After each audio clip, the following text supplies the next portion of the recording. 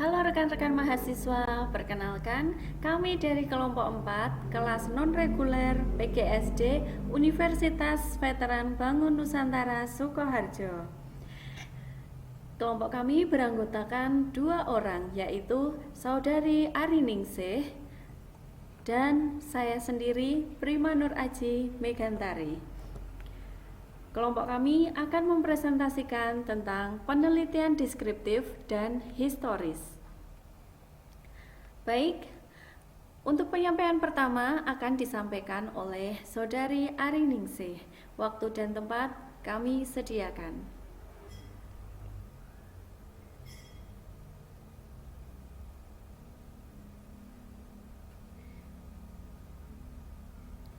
Baik, terima kasih atas waktunya. Saya akan melanjutkan mempresentasikan tentang makalah ini. Latar belakang.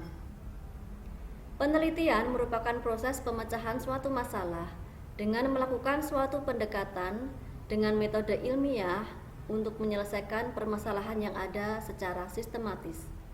Kegiatan penelitian adalah hal yang penting yang dapat membantu memajukan atau mengembangkan ilmu pengetahuan dan teknologi, sehingga setiap negara, termasuk juga Indonesia, selalu mendorong para akademisi dan peneliti untuk melakukan penelitian. Rumusan masalahnya adalah: apa definisi dan tujuan dari penelitian deskriptif dan historis? Apa saja ciri-ciri penelitian deskriptif dan historis? Apa langkah-langkah pokok penelitian deskriptif dan historis? Apa saja jenis-jenis penelitian dan contohnya? Tujuannya adalah agar mahasiswa dapat menjelaskan tentang definisi dan tujuan penelitian deskriptif dan historis, agar mahasiswa dapat menyebutkan ciri-ciri penelitian deskriptif dan historis, agar mahasiswa dapat menyebutkan langkah-langkah pokok penelitian deskriptif dan historis, dan agar mahasiswa dapat menyebutkan jenis-jenis penelitian dan contohnya. Pembahasannya adalah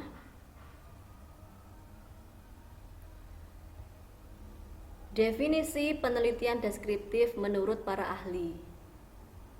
Menurut Punaji tahun 2010, penelitian deskriptif adalah suatu metode riset yang memiliki tujuan untuk menjelaskan secara spesifik peristiwa alam dan sosial yang terjadi di masyarakat.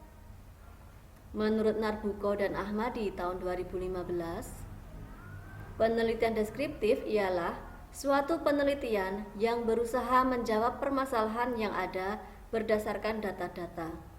Proses analisis dalam penelitian deskriptif yaitu menyajikan, menganalisis, dan menginterpretasikan. Sedangkan menurut Hidayat tahun 2010, penelitian deskriptif merupakan penelitian yang luas dalam menggunakan data-data penelitian. Maksudnya adalah penelitian tersebut lebih fokus dari awal sampai dengan akhir penelitian. Berikutnya adalah definisi penelitian historis menurut para ahli. Menurut Jack R. Frankel dan Norman E. Wallen dalam Nurul Zuria, penelitian historis adalah penelitian yang secara eksklusif memfokuskan kepada masa lalu. Penelitian ini mencoba merekonstruksikan apa yang terjadi pada masa lalu selengkap dan seakurat mungkin, dan biasanya menjelaskan mengapa hal itu terjadi. Kemudian menurut Donald Ari dan kawan-kawan dalam Nurul Zuria juga, penelitian historis adalah untuk menetapkan fakta dan mencapai simpulan mengenai hal-hal yang telah lalu yang dilakukan secara sistematis dan objektif oleh ahli sejarah dalam mencari, mengevaluasi, dan menafsirkan bukti-bukti untuk mempelajari masalah baru tersebut. Kemudian menurut Swarsini Arikunto tahun 1995, penelitian historis merupakan penelaah dokumen serta sumber-sumber lain yang berisi informasi mengenai masa lampau dan dilaksanakan secara sistematis.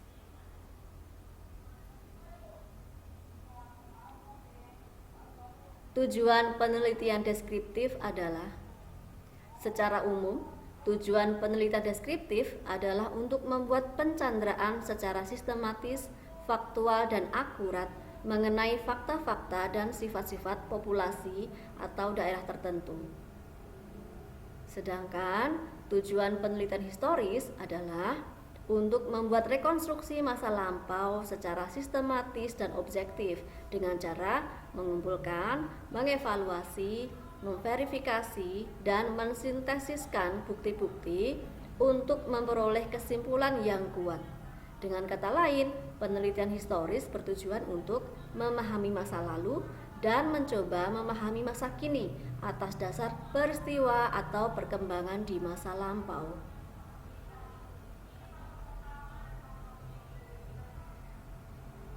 Kemudian ciri-ciri penelitian deskriptif yaitu mendeskripsikan variabel dengan detail, terdapat hubungan sebab akibat, hasil penelitian disajikan sesuai data dan fakta, data dikumpulkan pada periode tertentu, dan wilayah penelitian yang fleksibel.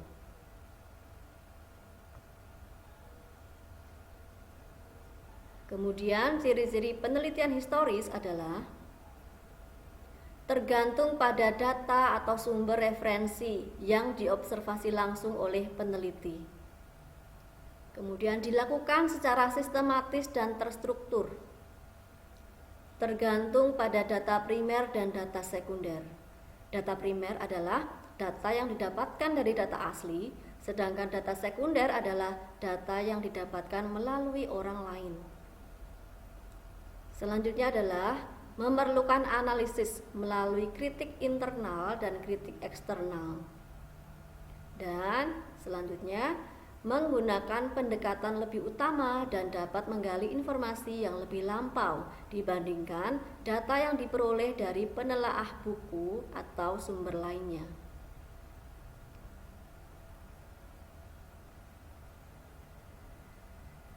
Langkah-langkah pokok penelitian deskriptif antara lain, yang pertama adalah perumusan masalah dengan cara mengajukan pertanyaan-pertanyaan penelitian yang jawabannya harus dicari di lapangan. Yang kedua adalah menentukan jenis data yang diperlukan, baik itu data kualitatif maupun data kuantitatif. Kemudian yang ketiga adalah menentukan prosedur pengumpulan data. Caranya, pilih data yang valid, pilih sumber yang asli, kemudian meninjau data.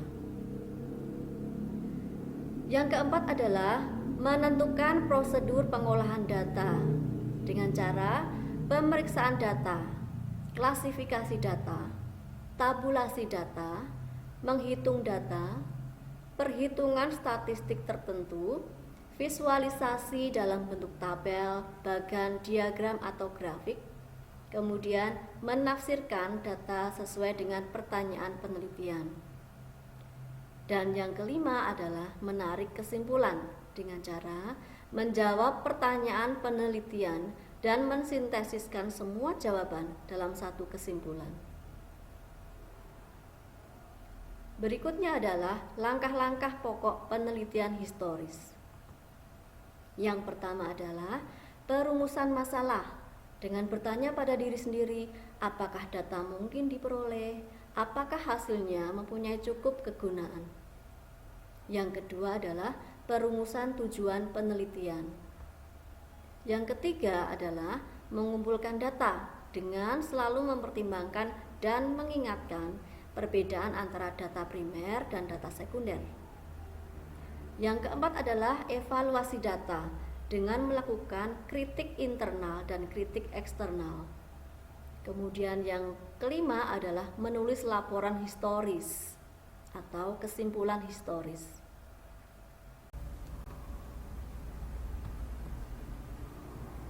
Jenis-jenis penelitian deskriptif. Studi kasus yaitu mempelajari secara intensif seseorang yang berkasus. Studi pengembangan yaitu mempelajari karakteristik individu dan bagaimana karakteristik itu berubah dalam pertumbuhannya, yaitu dari segi intelektual, emosional, sosial, dan kepribadian.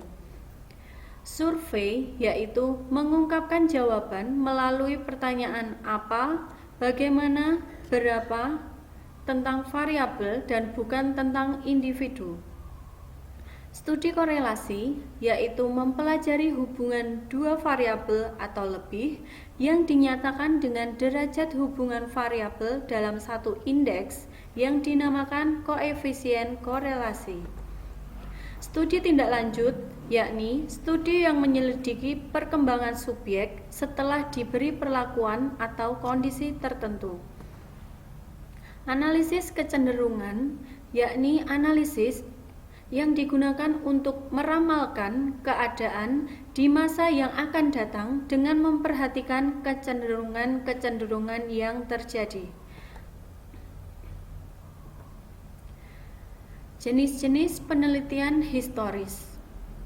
Penelitian sejarah komparatif yaitu metode penelitian sejarah yang dikerjakan untuk membandingkan faktor-faktor dari fenomena-fenomena sejenis pada suatu periode masa lampau. Penelitian yuridis atau legal yaitu menyelidiki hal-hal yang menyangkut dengan hukum, baik hukum formal maupun hukum non-formal pada masa lalu.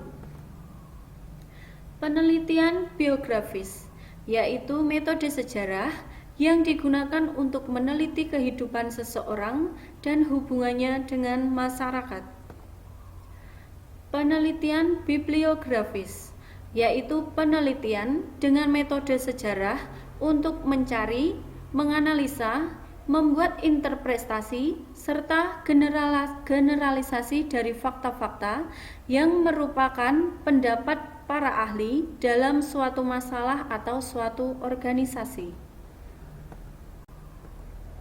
Selanjutnya, contoh-contoh penelitian. Penelitian deskriptif. Contohnya, apa yang menjadi faktor pendorong munculnya wirausaha di kalangan pelajar dan mahasiswa? Apa saja dampak sosial dari penerapan kebijaksanaan work from home? Apa saja yang mendorong masyarakat untuk merintis usaha di masa pandemi? Sedangkan penelitian historis, contohnya, penelitian mengenai asal mula aliran Islam Ahmadiyah. Penelitian tentang sejarah pencaksilat di Indonesia. Penelusuran sejarah Olimpiade. Rancangan penelitian deskriptif korelatif. Berikut ini adalah contoh bagan rancangan penelitian deskriptif korelatif.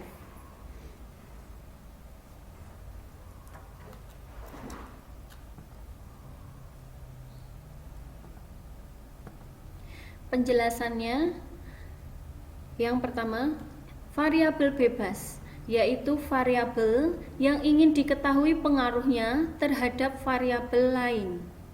Variabel moderator, yaitu variabel yang dimanipulasi sedemikian rupa dan mungkin berpengaruh terhadap variabel tergantung. Yang ketiga, variabel kontrol, yaitu variabel yang dikendalikan dengan mengasumsikan bahwa variabel yang dikontrol adalah sama pada setiap individu. Yang keempat, variabel sela, yaitu variabel yang diakui pengaruhnya tetapi tidak dapat diamati dan dikendalikan.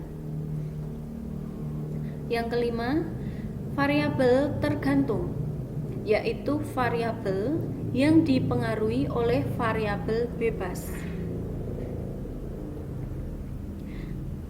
Kesimpulannya dari presentasi kami, penelitian deskriptif yaitu penelitian yang berusaha mendeskripsikan suatu gejala peristiwa yang terjadi pada masa sekarang atau masa aktual.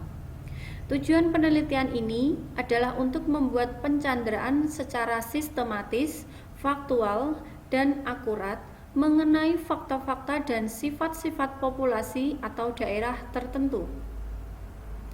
Penelitian historis mempelajari dan menggali fakta-fakta, lalu menyusun kesimpulan mengenai peristiwa masa lampau. Penelitian historis bertujuan untuk membuat rekonstruksi masa lampau secara sistematis dan objektif dengan cara mengumpulkan, mengevaluasi, memverifikasi, dan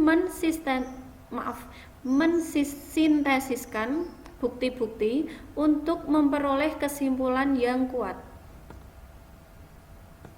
Yang terakhir, saran dari kami penulis hanya bisa menyarankan dalam melaksanakan sebuah penelitian harus dikerjakan dengan teliti dan berdasarkan data atau fakta yang sesungguhnya. Pengumpulan dan pengolahan data harus benar-benar sesuai dengan prosedur yang berlaku. Dengan demikian, diharapkan hasil penelitian dapat dipertanggungjawabkan dan dapat dimanfaatkan oleh masyarakat umum demi kemajuan ilmu pengetahuan dan teknologi. Sekian presentasi dari kelompok kami. Kami mohon maaf yang sebesar-besarnya bila ada kesalahan ucap atau kesalahan yang lain.